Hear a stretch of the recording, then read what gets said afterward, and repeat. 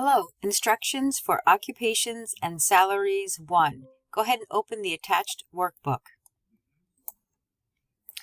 So in this worksheet, you'll notice that the columns do not show everything that's in them. For example, if you were to first name, last name, you can kind of see, but you cannot see the full annual salary or weekly salary. And if you look at the occupations, graphic designer is sitting in G6. If you look like it looks like it's in also H, but there's nothing in H6. So we're going to select A through F and increase the column width. So I selected using the column labels all the way to F. Then I'll just right click column width and I'll put that as 12. And then for the occupation, I will just choose column width 20. So everything fits. So the first thing we're going to do is create a formula for column F, and based on the annual salary, how much would an individual in this particular position get weekly? So based on their annual, there are 52 weeks in a year, so the formula will be equals, and then I'm just going to use my left arrow or type E4 or click E4 divided by 52, and then check mark. And I can use my fill handle.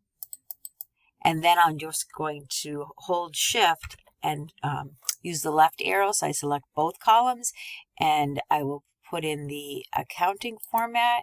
And then if you want to have just the dollar signs, we're not doing total, so we'll leave it like that. If we were doing a financial document, only the first row and the total row would have the dollar signs. Everything else would have the comma format. If you wanted to, you could select the columns below it and just select comma, but that's fine. All right, now click in A3, and this exercise is going to be, we're going to create different sheets with the same information so that we can have them in different order. So we need to put this in as format as table. So select A3 and then choose format as table, and you can select from the light, medium, dark, anything you like. You can also change your mind later. The range should be A3 to G18, which is perfect. Make sure you have a check mark on my table has headers and OK. So before we do any sorting, I'm going to make copies of this. So I'm going to do it 3 different ways. So the first way, I'm going to right click on the sheet tab and choose move or copy. I want to move it to the end and make sure you create a copy, otherwise you're just moving the same one. So I want to create a copy. So there's my second one. We're going to be changing the names of them after, so that's okay. It's just showing a copy of sheet 1. Another way to do it is from the home tab in the format group, choose move or copy. And again, I'm going to move it to the end. Make sure I choose create a copy and OK. And another way to do it is if you click the little triangle right here in the corner, it selects everything on this worksheet, and just do a basic copy. Then create a new sheet and then just paste. So you have 4 of them now with the same information. So sheet 1, we're going to rename. So you can right click and choose rename. And this will be occupation. In order to accept it, press enter. You can also double click instead of right clicking for rename. And this will be state, enter.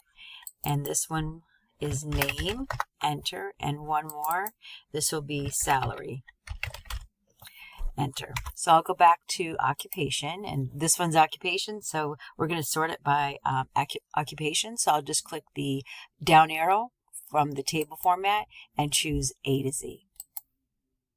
And then you have it in order. Now, if you wanted to, for some reason, filter out and you didn't want to have maybe the business administration, administrative assistant, you don't want those two, you click OK, it'll filter those out. How do you know that some are missing? Is you have a little filter icon in the arrow box, and you also have an up arrow pointing, meaning it's sorted A to Z. Also, the row numbers are lit up in blue, indicating that they are out of sequence. Some are missing. So to get them back, I'm just going to click this icon again, and I can either just clear the filter from the occupation column, or I can just recheck the ones I want. So everything is showing and OK. So you could filter if you wanted to. So that's all we'll do for the occupation. So now I'm going to go into state. And for the state, we're going to sort by state and then by city. So there's two ways you could do it.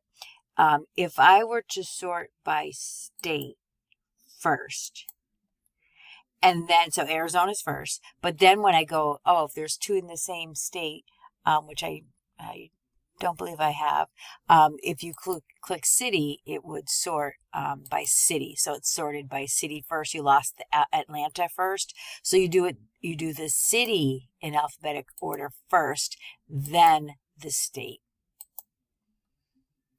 So another way you could do it is you could go to sort and filter, choose custom sort, and in here you would choose, I want it to sort by state first, then add a level, and then if two are from the same state, then go to city and OK.